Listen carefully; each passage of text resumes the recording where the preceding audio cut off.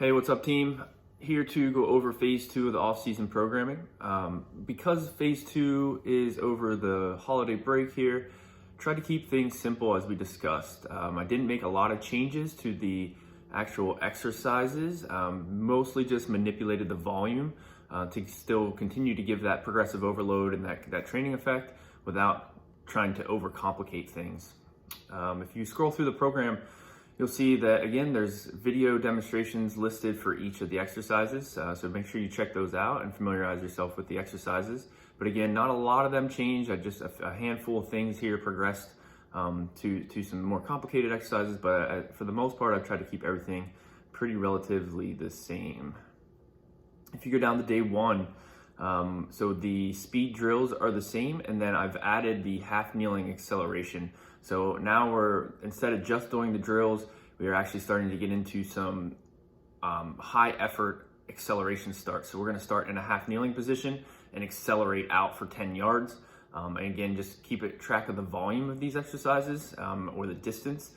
Some of the drills do go up in volume or distance, and then the same for the acceleration starts. They do go up in volume there and distance. So check out the video to see what that looks like. But again, you're gonna go through your drills, and then you can go through your acceleration at the end. So go through the high knee march, high knee skip, high knee run, go through all of those sets and reps, and then go into your half kneeling accelerations. I would take about 1 minute in between each of the accelerations. So not a lot of distance there, so you don't need a big recovery, but just make sure you're fully recovered so you can give a big effort on each rep.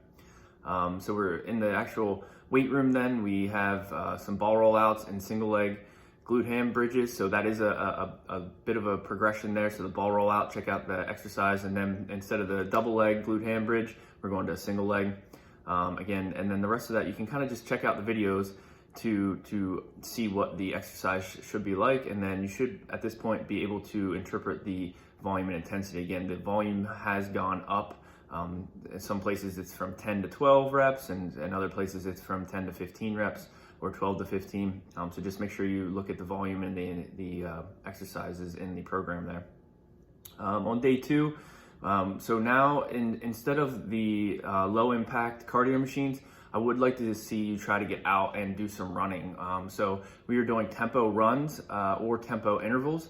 So that's either or. We're not doing both of those. So the tempo runs are the actual on-field, preferably either grass or turf field.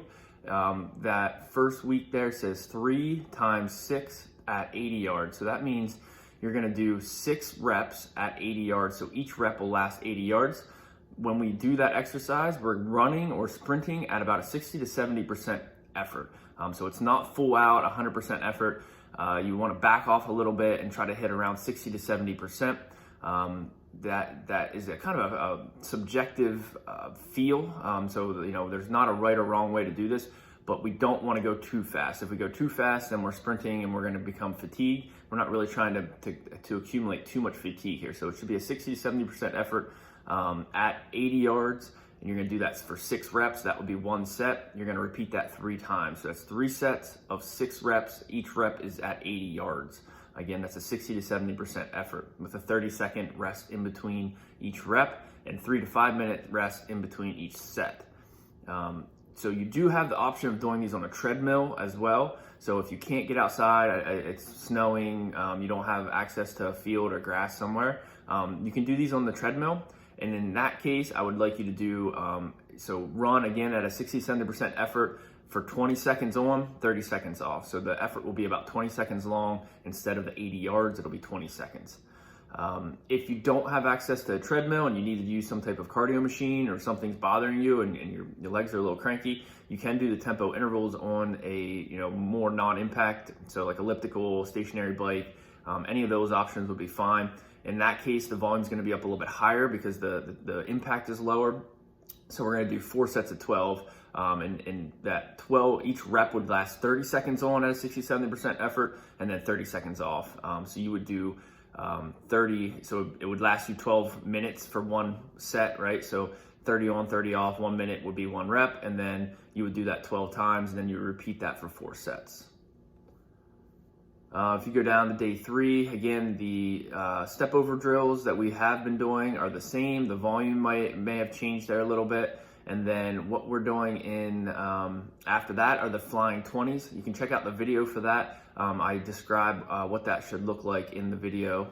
So just go ahead and check that out. The volume and intensity written out here, so 1 at 85 to 90%. That means you're gonna do 1 rep at a little bit lower intensity. So we're not gonna go full out on rep number 1.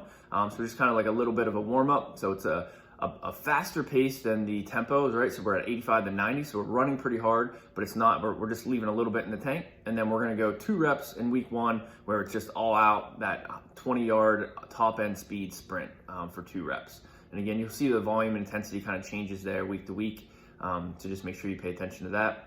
I think the weight room is pretty self-explanatory. Check out the videos and make sure you understand what we're doing there. But otherwise, it should be pretty self-explanatory. And then day 4 is the same as day 2 with the tempo runs or the tempo intervals.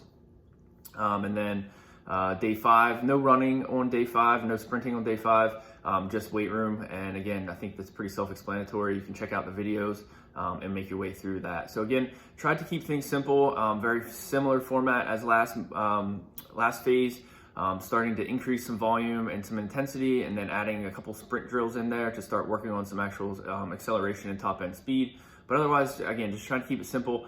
And then when you guys get back from the holiday break, we will dive into some a little bit more complicated things and start to really dive into some speed and agility stuff. So hopefully you have a good break. Happy holidays, and we'll see you when you get back.